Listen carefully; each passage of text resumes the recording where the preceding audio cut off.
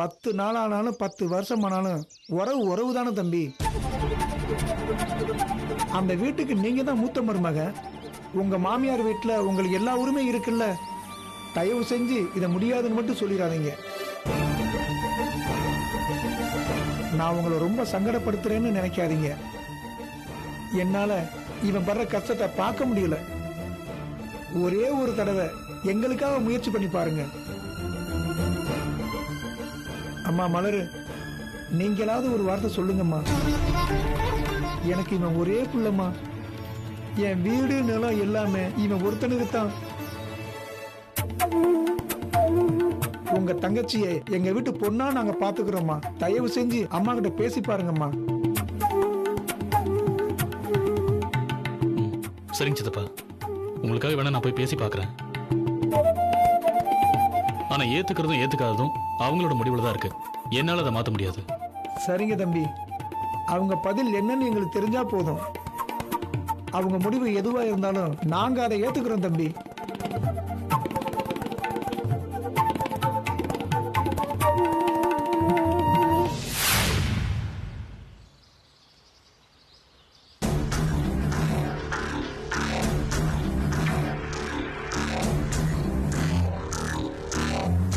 அது உங்க மனசுல நீங்க என்னதான் நினைச்சிட்டு இருக்கீங்கப்பா? என்னோட வாழ்க்கையை நீங்க காப்பாத்த போறீங்களா, இல்ல நான் சாகுறத நீங்க வேடிக்கை பார்க்க போறீங்களா? ஏய், என்னங்க நீ இப்படி பேசுற? எதுக்கு இப்ப இவ்வளவு கோவம்? அங்க அப்படி என்ன நடந்துச்சு? என்னன்னு சொல்றதுப்பா? அங்க எல்லாமே கை மீறி போய்கிட்டு இருக்கு. ஜீவாக்காக அவ சமைச்சு கொடுக்கறதும், அவளுக்கு ஒண்ணுனா ஜீவா உருகுறதும், அகாடமிக்கு கூட்டிட்டு போய் டிராப் பண்றதும், அவங்க 2 பேரும் இன்னும் தாலி கட்டி குடும்பம் தான் நடத்தல. ஆனா புருஷன் பொண்டாட்டி மாதிரி தான் வாழ்ந்துட்டு இருக்காங்கப்பா. அத பாக்குறப்ப என்னோட மனசு எப்படி துடிச்சதுன்னு தெரியுமா? புரியல கண்ணு. ஆனா இதெல்லாம் இன்னும் கொஞ்ச நாளைக்கு தானே. இல்லப்பா, கொஞ்ச நாள் போகட்டும்னு காத்துக்கிட்டு இருந்தா என்னோட வாழ்க்கையே பறி போயிடும்.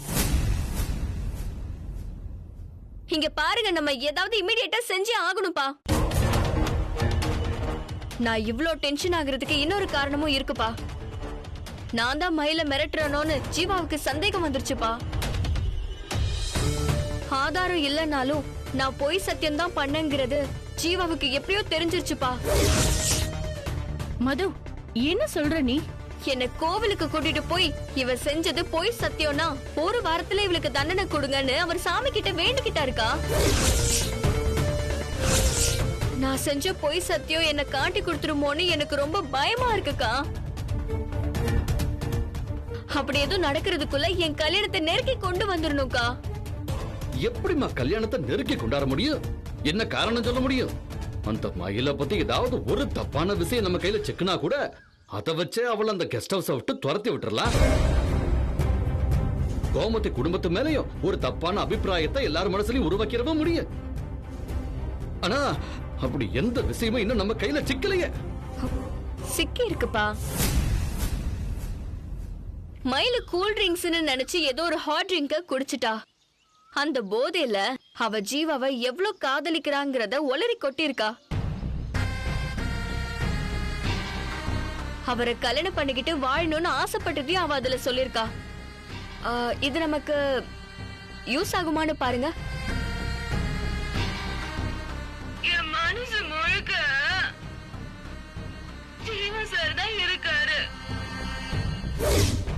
போதை ஏற மாதிரி ஜீவா சார் மேல வச்சிருக்க ஆசையும் ஏறிக்கிட்டே போகுது. இவ்வளவு நாளா எனக்கு போலீஸ் ஆகணும்ங்கிறது தான் மனசு முழுக்க இருந்துச்சு. இப்போ ஜீவா சாரோட பொண்டாட்டி ஆகணும்ன்ற ஆசையும் சேர்ந்துருச்சு. நான் போலீஸ் ஆகிறதும் அவருக்கு பொண்டாட்டி ஆகிறதும் ஒன்னா நடந்துருமோன்னு தோணுது. நாங்க 2 பேரும் இப்படி ஒரே கெஸ்ட் ஹவுஸ்ல சேர்ந்து இருக்கிறதெல்லாம்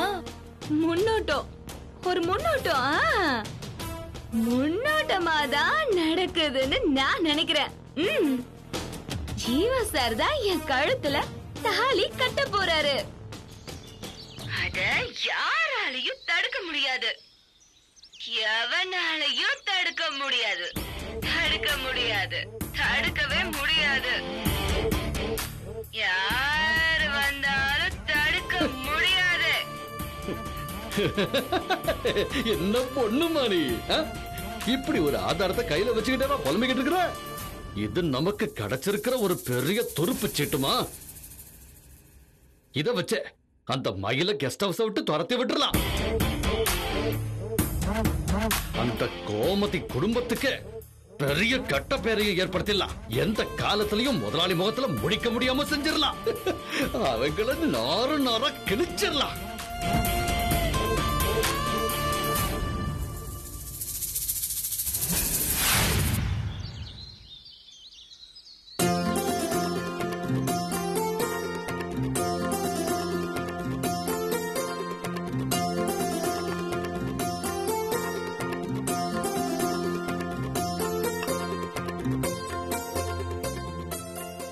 அத்த, நானும் மலரும் கடைக்கு தான் கிளம்பணும் அத்த. இங்க வர்றதுக்கு யோசனையே இல்ல அத்த. திடீர்னு தான் இங்க வர மாதிரி சூழ்நிலை அமைஞ்சிருச்சு. ஆமாம்மா, ஒரு முக்கியமான விஷயம் பேசதான் நாங்க இங்க வந்தோம். இப்படி ஒரு நிலைமை வரும்னு நாங்க எதிர்பார்க்கல. எங்களுக்கு கல்யாணமாகி கொஞ்ச நாள் தான் ஆகுது. அதுக்குள்ள உங்க குடும்ப விஷயத்துல தலையிடுறமே நினைச்சு உங்களுக்கு தப்பா கூட தோணலாம். ஐயோ, ஆனா எப்ப இவ என் பொண்டாட்டி ஆயிட்டாலோ அப்பவே இதையும் என் குடும்பமா ஏத்துக்கிட்டான் அத்த. அந்த உரிமையில தான் நான் பேச வந்திருக்கேன். தப்பா எடுத்துக்காதீங்க. இதுல தப்பா எடுத்துக்கிறதுக்கு என்ன இருக்கு மாப்பிள்ள? இத உங்க குடும்பமா ஏத்துக்கிட்டேன்னு சொன்னீங்கல்ல, அந்த வார்த்தையை கேட்கறதுக்கு எனக்கு அவ்வளவு சந்தோஷமா இருக்கு. இதுவும் உங்க குடும்பம்னு ஆனதுக்கு அப்புறம் ஏன் இப்படி சுத்தி வளைச்சு பேசுறீங்க? நேராவே விஷயத்த சொல்லுங்க.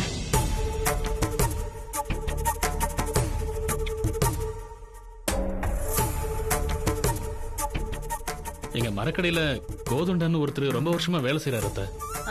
ஆமா, மேல தெருவுல இருக்கிற கோதண்ட அண்ணன் தானே? ஆமா அத்த, அவரேதான். அவர் எனக்கு நல்லா தெரியும் மாப்பிள்ள. வளர்மதி அணி கூட என்கிட்ட நல்லா பேசுவாங்க. அவர் உங்களுக்கு தெரியும்னா எங்களோட வேலை சுலபமாயிடுச்சு அத்த. அவருக்கு வினோத்னு ஒரு புள்ள இருக்கான்.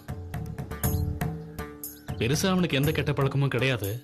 தான் உண்டு தான் வேலை உண்டுன்னு இருப்பான். அவன் கையில் போடுற வீடியோவெல்லாம் சோசியல் மீடியால பார்த்திருக்கான். அதுலயே அவனுக்கு கையில ரொம்ப பிடிச்சிருக்கு போல அத்த. இவகிட்டையும் அந்த பையன் விருப்பத்தை சொல்லிருக்காமா? இவ ஏதோ கோவமா பேசிட்டா போல இருக்கு. அந்த வேதனையில அவன் தற்கொலை பண்ணிக்கிற அளவுக்கு போயிட்டாமா? ஐயோ,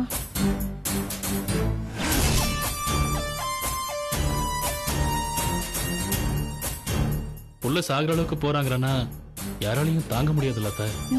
அதான் சித்தப்பா வந்து நடு ரோட்ல காலில் விழுந்துட்டார் அத்த. என் பிள்ளைக்கு உன் குழந்தையால ரொம்ப பிடிச்சு போயிருச்சு, எப்படியாவது பேசி முடிங்கன்னு ரொம்ப கெஞ்சினார் அத்த. நானும் பேசி பாக்குறேன்னு சொல்லிட்டு வந்திருக்கேன். இதுல பேசுறதுக்கு எதுவுமே இல்ல மாமா. என் குழந்தையாளுக்கு உங்க பையனை பிடிக்கல, வேற ஒரு பொண்ணை பாத்துக்கோங்கன்னு நீங்க சொல்லிடுங்க. ஹே, ஏண்டி அவசரப்படுற? அம்மா கிட்ட தானே பேசிட்டு இருக்கோம். இது ஏன் வாழ்க்கைக்கா, இதுல ஏன் முடிவுதான் முக்கியம். நீங்க சொல்றீங்கன்னு என்னால கண்டவனுக்குலாம் கழுத்து நீட்ட முடியாது. கையில கொஞ்சம் நிதானமா பேசு. மாமா உன் மேல இருக்கிற அக்கறையில தானே இவ்வளவு தூரம் வந்து பேசுறாரு. இந்த வரன் பிடிக்கலன்னு சொல்றதுக்கு உனக்கு எல்லா உரிமையும் இருக்கு. அதுக்கு ஒரு முறை இருக்குல்ல. மாமா முன்னாடி இப்படிதான் பேசுவியா? அத்த பரவாயில்ல, விடுங்க அத்த. நம்ம கையில் தானே. கையில் இது பாரு, அவனைதான் கட்டிக்கணும்னு நாங்க யாரும் உன்னை வற்புறுத்தல. உன் சம்மதம் இல்லாம இங்க எதுவும் நடக்க போறதும் இல்ல. அது ரொம்ப நல்ல குடும்பம். வீடு நிலம்னு கொஞ்சம் வசதியாகவும் இருக்காங்க. பையனும் நல்ல குணமானவன் தான். எல்லாம் திருப்தியா இருக்கிறதுனால தான் நான் இதை பத்தி பேச வந்தேன். குடும்பத்தை வச்சு நீங்க நல்ல இடம்னு சொல்லலாம் மாமா. ஆனா அந்த வினோத் எனக்கு கொஞ்சம் கூட பொருத்தமா இருக்க மாட்டான். வரப்போற புருஷன் எப்படி இருக்கணும்னு எனக்குன்னு நிறைய ஆசையும் கனவும் இருக்கு. வினோத் ஏதாவது ஒண்ணுலயாவது தேர்வான்னு பார்த்தா நான் அவனுக்கு முட்டை மார்க் தான் போடுவேன் மாமா. உனக்கு அவனை பத்தி என்ன தெரியும்? எதை வச்சு அவன் தேரவே மாட்டான்னு சொல்ற?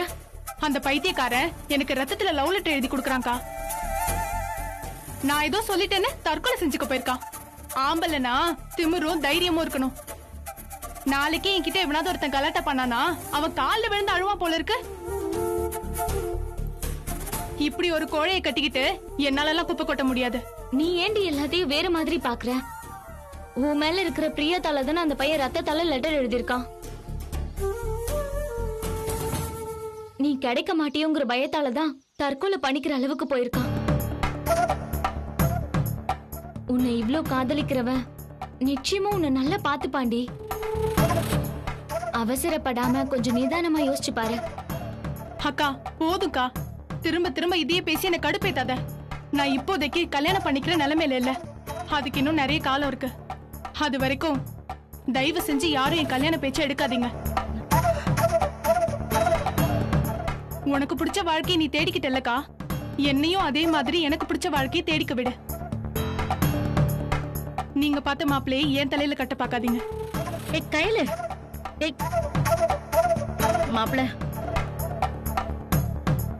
என்னம்மா இவ இப்படி பேசிட்டு போறா? நாம இவ நல்லதுக்கு தானே சொல்றோம். மா நீயாவது கொஞ்சம் எடுத்து சொல்லி புரிய வைமா. அவ பிடிக்கலன்னு சொல்லும்போது நான் மட்டும் என்ன பேச முடியும்? சொல்ல போனா இந்த வரனை ஏத்துக்கிறதுல எனக்கு கூட இஷ்டம் இல்ல. அத்தை, ஏன் அத்தை இப்படி சொல்றீங்க? இல்லப்பா, எங்களோட ஒப்பிட்டு பார்க்கும்போது கோதண்டன குடும்பமும் கொஞ்சம் வசதியான குடும்பம் தான். அவங்க கூட நான் சம்பந்தம் பண்றது சரியா வராது மாப்பிள்ள. இப்ப நான் வாக்கப்பட்டு போயிருக்கிறது அதை விட பெரிய இடமா? அந்த சம்பந்தத்தால என்ன பிரச்சனை வந்துருச்சு உனக்கு? பெரிய இடத்துல சம்பந்தம் பண்ணதுதான் பிரச்சனையே. மாப்பிள்ள உன்னை விருப்பப்பட்டு தான் கட்டிக்கிட்டாரு. ஆனா ஊர்ல பல பேர் எப்படி பேசிக்கிறாங்க தெரியுமா? நல்ல வசதியான பிள்ளைங்களை வளைச்சு போடத்தான் பொண்ணுங்களை வளர்த்து வச்சிருக்கேனா.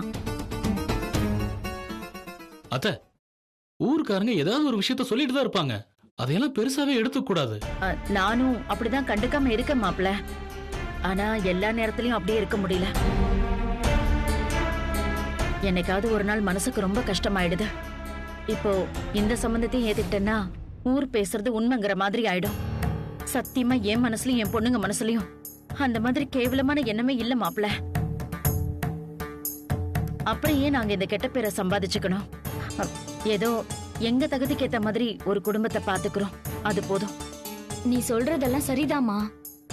ஆனா ஊருக்கு பயந்துகிட்டு தேடி வந்த ஒரு நல்ல வரன்னு நம்ம வேணான்னு சொல்லிடக்கூடாது. நமக்கு பிடிச்சிருந்தா எதை பத்தியும் கவலைப்படாம முடிச்சிடணும். அவதான் பிடிக்கலன்னு ஒரே வார்த்தையில பேசிட்டு போயிட்டாளேடி. இதுக்கப்புறமா நாம எதுக்கு அதை பத்தி பேசிக்கிட்டு? அதுவும் இல்லாம இப்பதான் உன் கல்யாணத்தை வேற கடனை உடனே வாங்கி முடிச்சிருக்கேன். உடனே இன்னொரு கல்யாணம் பண்ற அளவுக்கு எனக்கு இப்ப சக்தி இல்லடி. விடுமலர், அத்தைக்கும் கையிலுக்கும் இதுல விருப்பம் இல்லாதப்போ நாம அதை வற்புறுத்த கூடாது. நீங்க இந்த குடும்பத்துக்கு நல்லது பண்ணணும்னு நினைக்கிறீங்க மாப்பிள்ள. ஆனா சூழ்நிலையால அதை எங்களால ஏத்துக்க முடியல. உங்களுக்கு எங்க மேல வருத்தம் எதுவும் இல்லையே? அத்தை, எந்த வருத்தமும் இல்ல அத்தை. கேட்டு பாக்குறது எங்களோட கடமை. அது வேணும் வேணான்னு முடிவெடுக்கிறது நீங்க தான். இந்த இடம் போனா என்ன, நேரம் வரப்போ கையிலுக்கு இதை விட நல்ல இடமா பாத்துக்கலாம். ரொம்ப சந்தோஷம் மாப்பிள்ள. வேற யாராவது இந்த மாதிரி பேசியிருந்தா இதோட ஒதுங்கி இருப்பாங்க. ஆனா திரும்பவும் நீங்க கையிலுக்காக மாப்பிள்ள பாப்பேன்னு சொல்றீங்களே, உங்களுக்கு ரொம்ப பெரிய மனசு. நாங்க ரொம்ப கொடுத்து வச்சவங்க. என்ன அத்தை, இதெல்லாம் எங்களோட கடமை அத்தை. எதை போய் பெருசா பேசிக்கிட்டு? மலரு, கிளம்புமா? வா. அம்மா வருமா? பார்த்து நடந்துக்கிறோம். சரி, போயிட்டு வாங்க. கையில் கிட்ட சொல்லுங்க. பார்த்து வரேன்.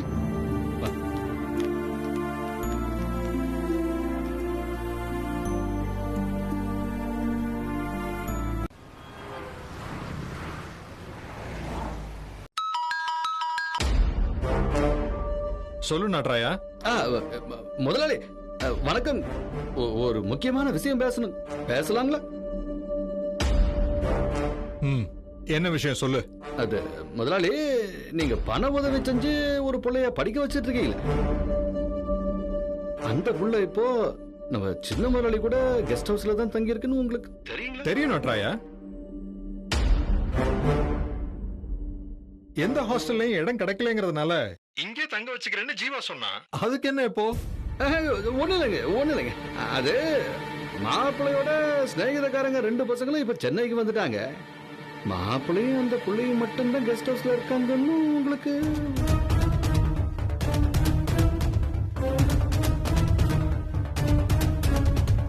இல்லையே, ஜீவா அதை பத்தி எதுவும் சொல்லலையே.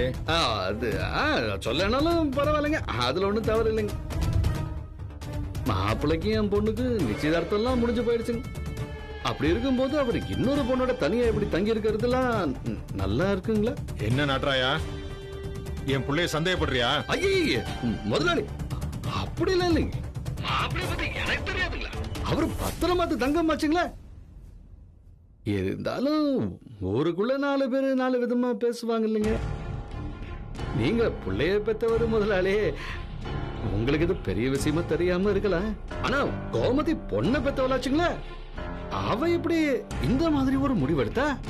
அதாவது அந்த இடத்துல இருக்கிறது தான் பாதுகாப்புன்னு அங்க 3 ஆம்பளை பசங்க இருக்கிற ஒரு கெஸ்ட் ஹவுஸ்ல போய் தன்னோட பொண்ணை தங்க வச்சிருக்கிறான்னா எந்த அம்மாவது உலகத்துல எந்த மாதிரி ஒரு காரியத்தை செய்வாளா முதலாளி?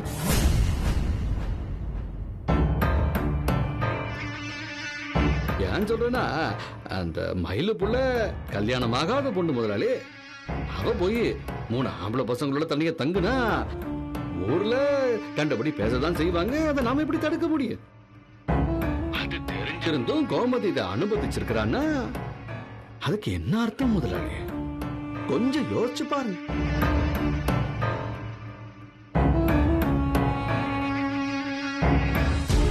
இப்ப நீ என்ன சொல்ல வர நட்ராயா?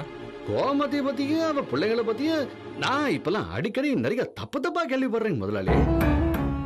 இந்த பணக்கார பசங்களை வளைச்சு போறதையும் அவங்க பொழப்பா வச்சிருக்கிறாங்களாமே.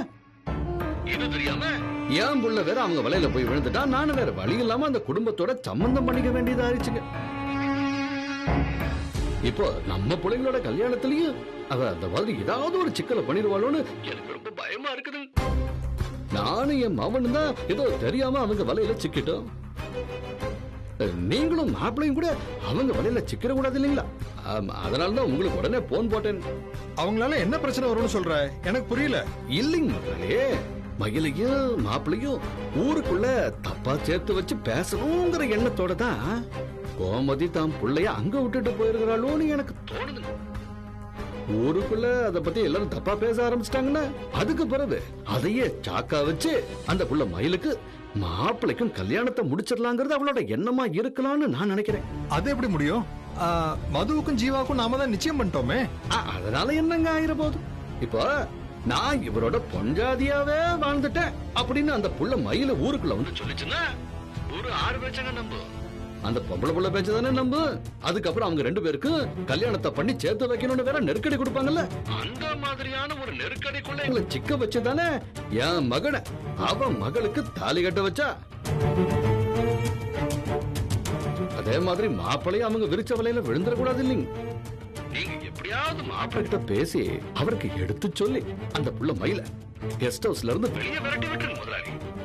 இல்லனா நம்ம 2 குடும்பமும் என்ன விடுங்க, உங்களுக்கு நாளைக்கு இது ஒரு அசிங்கமா வந்து நின்ற கூடாது இல்லைங்களா? அதுக்காக சொல்றேன். சரி, நீ லைன்ல இரு, நான் இப்ப ஜீவா கிட்ட பேசிடுறேன். சரிங்க, நல்லது.